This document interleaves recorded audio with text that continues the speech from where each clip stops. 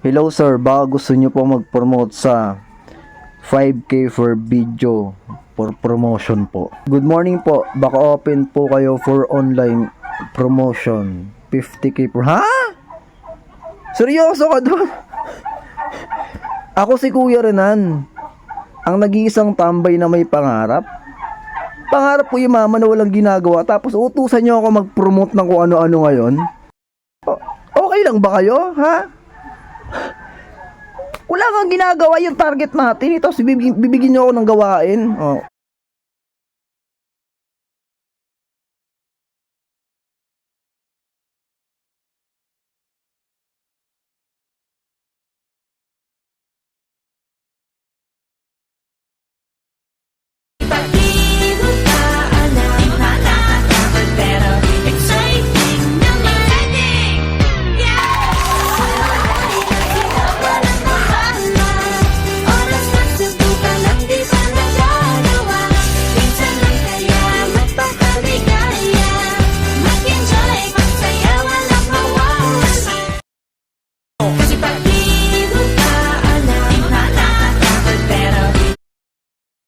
Sir, parang member ng Nature Garden. Oh, baby, baby, baby. Tonight, as you say, as someone who was 18 years of age, you are now more than ever filled with wisdom and experience. And though inexperienced, I'd like to share with you some of my wisdom. As someone who spent a considerable amount of time with you in the past years, I have come to observe some characteristics of yours. Characteristics that go a long way when someone is going places and such. However, even if I stand here for the next few hours talking about the plethora of things that make you who you are, I'm sure that nothing that comes out of my mouth will be anything that anyone here in this venue doesn't know about them. Because you are Alexandra Alcantara. Without the need to do or say anything, your very presence lights up the room. The longer you stay,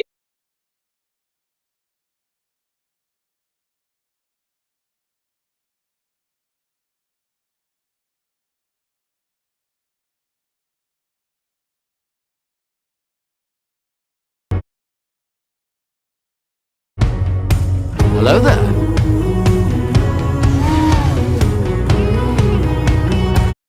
Oh, ang aking mga apo. Ayun yung isa, oh.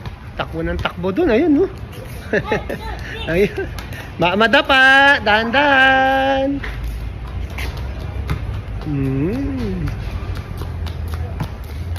Andito sila, dumalaw sa lolo, sa lola. I win!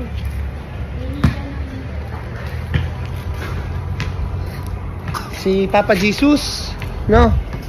Naka-plastic ba yun? Si Papa Jesus.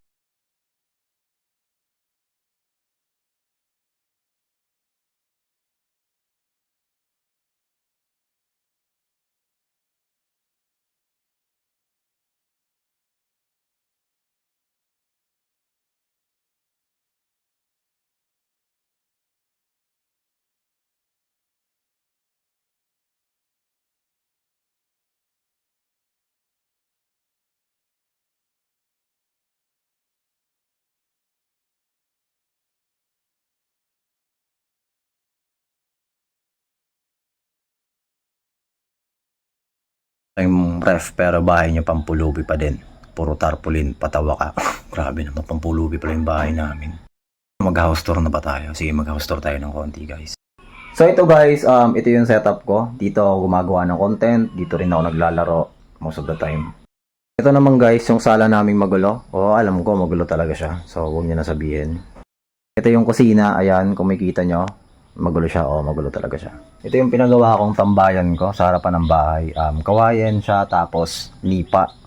Ganyan sa probinsya, lagi meron tambayan yung harapan ng bahay para mapresko. Ayan. Tapos, ayan, si Marco, yung tamad kong aso. Tapos, yung isa naman, si Blacky. Ayan siya. Blacky yung pangalan niya kasi itim, malamang. Tapos, ito naman yung motor ko. Suzuki na crossover. Tapos ito yung kwarto namin ni Mrs. So may pinto naman siya kahit paano. Hindi ko na sila papakita. Ayan, may mga nakasabit sa loob. Bakit? Para mas madali matuyo. Kasi may electric fan dito. Ayun yung TV na binili ko. Yung kinagagalit na nag-comment. So, wait lang. Hindi kasama yan. May kisame na rin naman kahit pa paano yung kwarto na to. Yan po yung simpleng house tour natin. At pwede yung sabihin na tama yung nag-comment na yung bahay ko hindi pa maayos yung pagkakagawa. Tapos pampulubi raw. Hindi ko maintindihan. Hindi, iniisip ko talaga. So yung mga pulubi pala, konkreto yung bahay, tapos yero yung bubong, ganun ba yun? Kumpleto yung tubig, kuryente, tapos may internet, ganun ba yun dapat? Hindi, joke lang. Pero yan, nagsimula kasi yung comment na yon kasi nag-post ako ng video regarding dun sa pagkakapundar namin ng bagong TV ni Commander. Open Netflix. Opening Netflix. So yung TV na yun, malino kong sinabi na hindi naman yun bili, hulugan lang naman yun. Tapos tuwan-tuwa ako kasi meron siyang voice command. So magsasalita ka na lang dun sa may remote, magpapabukas ka ng Netflix.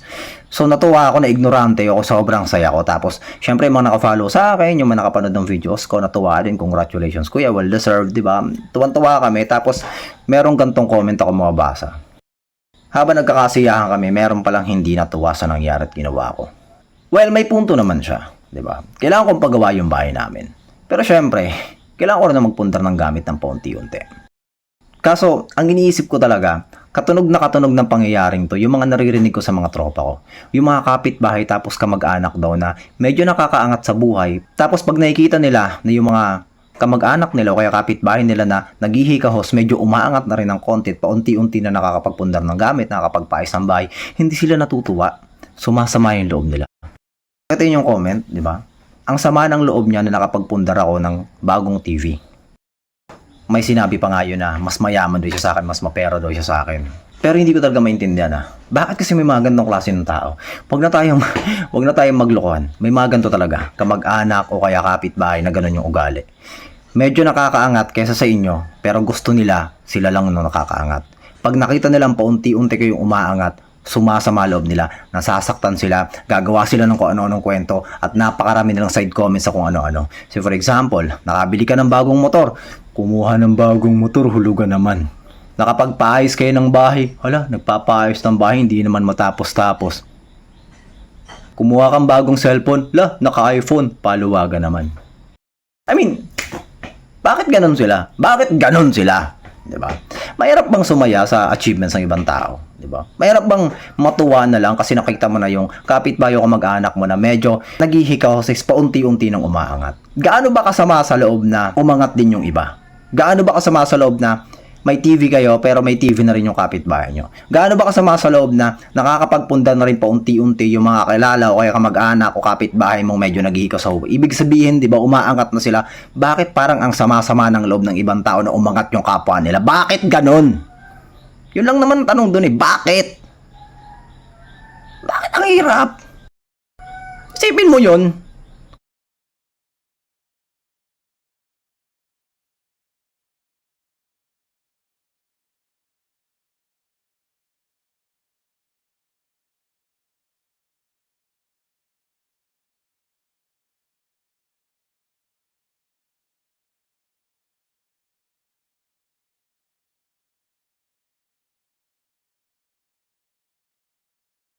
Kumuha lang. Me, panotes ano po ang update sa mga nanloko na fake account nyo po sa Facebook? Hindi ako natulog buong gabi kagabi. Honestly talaga, like I was having so much anxiety. Papakita ko po sa inyo mga proof and everything na nakakabuisit talagang naloka-loko kagabi talaga. Buong gabi po akong na-stress about this scammer and about this impersonator ko po sa Facebook.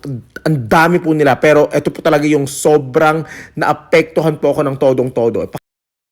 By the way, thank you for asking. Talagang gusto ko pong i-update kayo lahat para po bigyan ko po ng awareness po lahat ng tao na nandito and sa Facebook din po. And so, let's go. Okay, story time. Mapapaputang ina talaga ako dito talaga. 132,000 likes and 208,000 followers na po siya ha. Hindi ko alam kung ano na pong followings niya po ngayon kasi hindi ko po talaga blinak niya po kaya hindi ko po makita talaga yung account niya. So tignan po natin yung mga in-screenshot po sa akin and papakita po sa akin. Ang dami niya ng followers. What the fuck, in one night lang yan.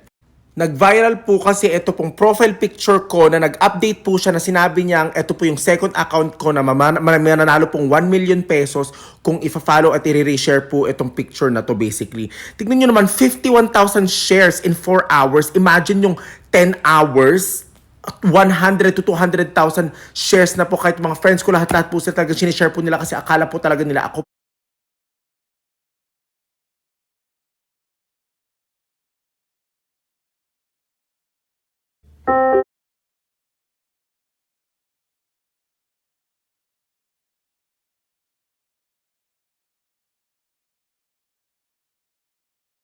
Paayusin muna bahay nyo. Nagpupunta pa na ng gamit samantalang ng buhay nyo yung kailangan gawin. Grabe naman yan. Water.